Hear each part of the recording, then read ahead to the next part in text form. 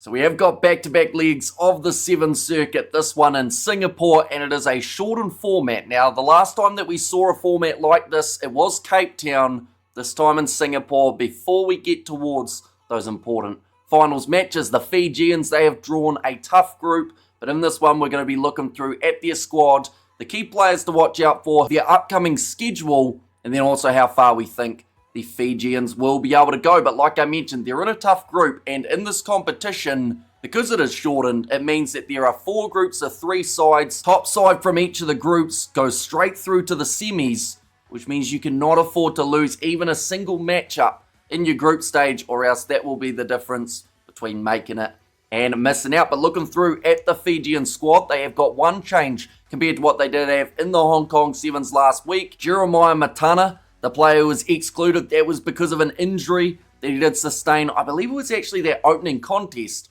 maybe even the game up against Ireland early on in the competition anyway, and that kind of left him in a little bit of uncertainty throughout the rest of the comp.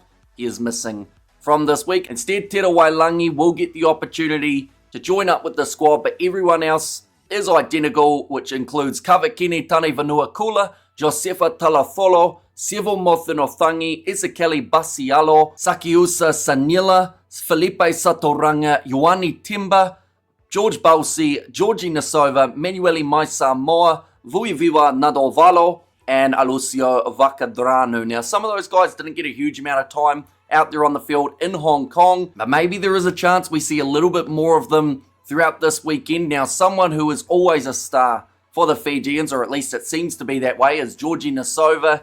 He is doing extremely well when it comes to the overall tally of tries scored by an individual for the Sevens, so he will definitely be a man to watch out for in this shortened competition, because the thing is, yes, wins are so important, but you also need to make sure you're scoring a lot of points. Fiji did that relatively well throughout a majority of their matches, in fact, up against the USA in the opening contest, getting 26 points, 21 in the match following. They have 35 scored against them in the one after that, but averaging around that kind of 20 to 30 points per game for the Fijians. The question is, would that be enough in this shortened competition to get them over the line? They had all 3 of their games for the playoffs within 7 points. They did lose 2 out of the 3, including that bronze medal match up against the Australians, but a couple other guys that could really make an impact. Sevo Mothinothangi, I think, did extremely well at times throughout the Hong Kong Sevens, and also Ioani Timba. He does take quite a bit of stick every once in a while, but some of the stuff he was doing throughout Hong Kong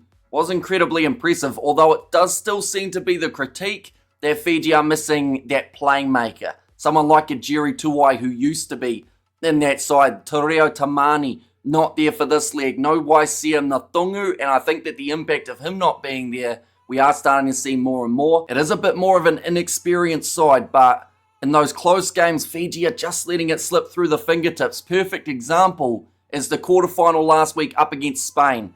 They were up by 21 points. They went to golden point with the Spanish, and they did manage to win it off a kick of Ioani Timba, but that shouldn't have even been a scenario that Fiji found themselves in. They should have won that game comfortably. So a little bit similar to another team in their group here, just learning how to finish games and making that impact in those final couple of minutes. And that team that I am mentioning, it is New Zealand. They are in this group alongside the USA and the Fijians. So overall, with only 3 teams, every match is crucial, like I said. Whoever wins 2 from 2 definitely will be making their way through to the next stage. So the opening contest for the Fijians, it will be taking place at 9:06 p.m. Fiji time. That is 10:06 p.m. for us here in New Zealand. That is on Saturday night as well, and that will be up against the USA. So 2 weeks in a row, it will be Fiji versus the US in the opening contest. 26 points to 21 was the score the last time they played, so a relatively close game. But the Fijians will want to replicate that result, if not maybe do a little bit better after the US did struggle in the overall Hong Kong Sevens. Their next game after that will be up against New Zealand. That is at 12:22 a.m. Fiji time, 1:22 a.m. for us here in New Zealand on the Sunday morning. And that is the last game of day 1 for these sides. Whoever is at the top of the group, they will go on to play the semi-finals straight away on day 2. So it is a shortened competition, all-out action, which does mean the sides with the best composure and the best management will be the team that do win the Shorten Comp. Last time it was in Cape Town, and the South Africans were able to win it at home. There is no home side here in Singapore though, so it is wide open for anyone to take the opportunity. But now we're up to that stage of a prediction of how far we think Fiji will go in the Singapore Sevens. I'll be honest, after the group stage of the Hong Kong Sevens, I did think that Fiji were going to peak a little bit more because they lost to Argentina by a massive margin, and that definitely hurt the confidence. Those two first games honestly could have gone either way, but those matches where Fiji were just narrowly able to win, it seemed like that was going to set them up nicely for the playoffs. They beat Spain by a narrow margin. They should have won it by more.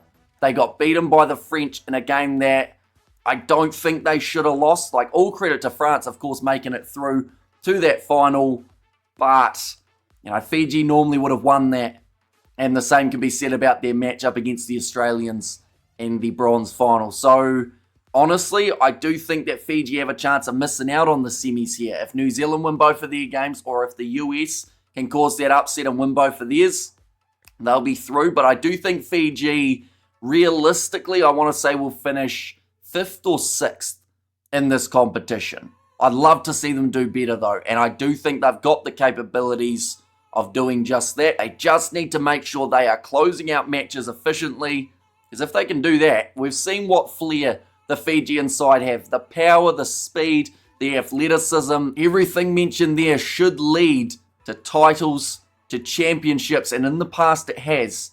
Just off this current group, they haven't been able to quite get onto that podium as much as they'd like. But do let me know, of course, how you think Fiji will go in this competition. We are going to be doing the commentary on the channel too, so if you are new, be sure to leave a like and subscribe, and also let me know how far you think the Fijians will go. But thank you all very much for tuning in. If you did enjoy, be sure to leave a like and subscribe, and I will see you all for the next one.